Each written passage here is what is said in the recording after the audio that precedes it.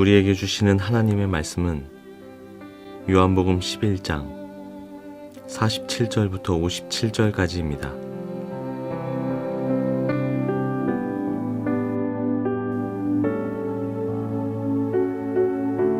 그래서 대제사장들과 바리새파 사람들은 공의회를 소집하여 말하였다.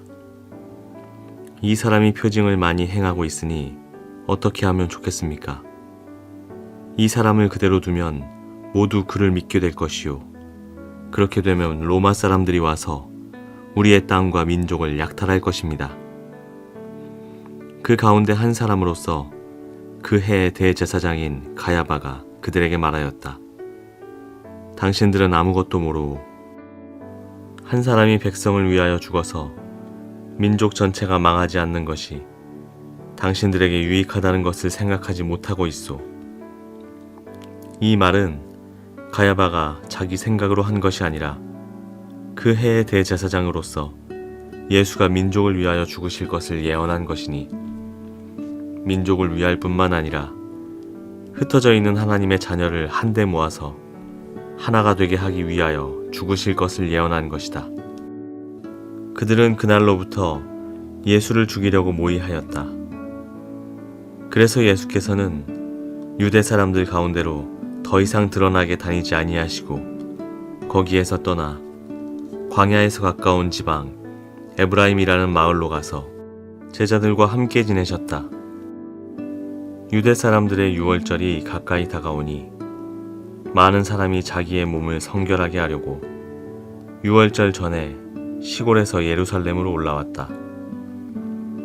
그들은 예수를 찾다가 성전 뜰에 서서 서로 말하였다. 당신들은 어떻게 생각합니까? 그가 명절을 지키러 오지 않겠습니까? 대제사장들과 바리새파 사람들은 예수를 잡으려고 누구든지 그가 있는 곳을 알거든 알려달라는 명령을 내려두었다.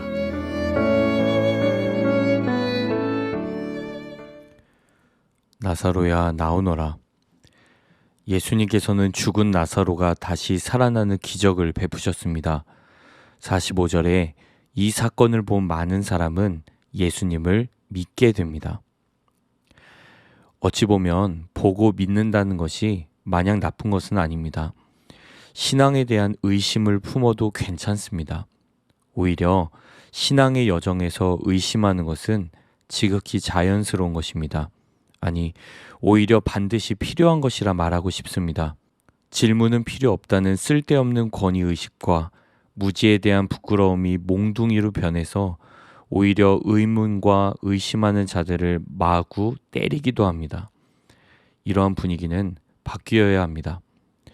깊이 뿌리내린 세상의 가치관이나 고정관념은 쉽게 바뀌지 않겠지만 그럼에도 자기를 가까이 하는 자들에게 더 가까이 다가오시는 주님을 잊어서는 안 됩니다. 예수님의 부활을 의심하며 못자국에 손을 넣어 봐야만 믿겠다던 의심의 아이콘 사도 도마가 있습니다. 그러나 도마는 손과 발을 통해 예수님의 부활을 보게 됩니다. 이후에 어떤 사도보다도 그는 헌신했습니다. 전승에 따르면 도마는 예수님의 명령대로 세상의 동쪽 끝이라 여겼던 인도까지 나아가서 복음을 전하다가 순교했습니다. 의심하되 끝까지 의심하십시오. 중간에 그만두어서는 안 됩니다. 이런 말이 있습니다. 성실함이 결여된 의심은 결국 자기 지성의 기만을 불러오고 목적 없는 회의주의자로 남게 합니다. 이처럼 당시 많은 사람들은 예수님의 놀라운 기적을 보았기 때문에 믿었습니다. 주님은 의심하는 자들을 미워하시고 내다버리시는 분이 결코 아닙니다. 다양한 방법으로 우리에게 역사하시는 주님을 포기하지 않고 끝까지 붙드시기를 바랍니다. 나사로가 다시 살아난 사건을 통해 많은 사람이 예수님을 믿었는가 하면 또 한편으로는 이 일로 인해 예수님을 죽이고자 결정한 사람들이 있었습니다. 바로 당시 대제사장들과 바리새파 사람들입니다. 본문 47절과 48절을 보시면 종교 지도자들은 공의회를 소집할 정도로 두려움이 가득했습니다. 그 이유는 자신들의 기득권 때문이었습니다. 본문 48절을 보겠습니다. 이 사람을 그대로 두면 모두 그를 믿게 될 것이요.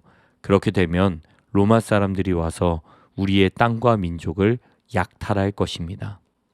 지금 우리의 땅과 민족이라 했습니다. 지금 종교 지도자들의 관심은 하나님의 거룩한 성전이 파괴되거나 백성들의 안전에 대한 걱정이 아니었습니다. 주로 그들의 지위였습니다. 이 구절을 그냥 지나가듯이 읽으면 되게 나라와 백성을 생각하는 것처럼 보입니다. 그러나 지금까지의 종교 지도자들의 어떤 말과 행동을 고려해보고 이 구절을 더 깊이 묵상해보면 당시 종교 지도자들이 얼마나 변질되었는지를 깨달을 수 있습니다. 그래서 지금 이 사람들이 결정한 내용이 무엇입니까? 예수를 죽여야 한다입니다. 53절, 그들은 그날로부터 예수를 죽이려고 모의하였다.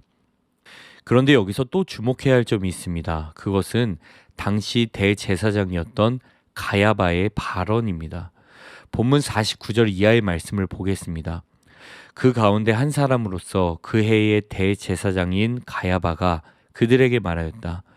당신들은 아무것도 모르고 한 사람이 백성을 위하여 죽어서 민족 전체가 망하지 않는 것이 당신들에게 유익하다는 것을 생각하지 못하고 있어. 그러니까 쉽게 말하면 지금 가야바는 예수가 죽어야 민족 전체에 유익을 줄 수 있다는 겁니다. 예수만 죽으면 민족의 재앙을 피할 수 있다는 말입니다. 물론 그 내면에는 예수만 죽으면 자신들의 지위가 안전해질 것이라는 생각이 자리 잡고 있었습니다. 그런데 지금 가야바의 이 말에 대해 요한복음 저자는 이렇게 이야기합니다. 본문 51절과 52절을 보겠습니다. 이 말은 가야바가 자기 생각으로 한 것이 아니라 그 해의 대제사장으로서 예수가 민족을 위하여 죽으실 것을 예언한 것이다.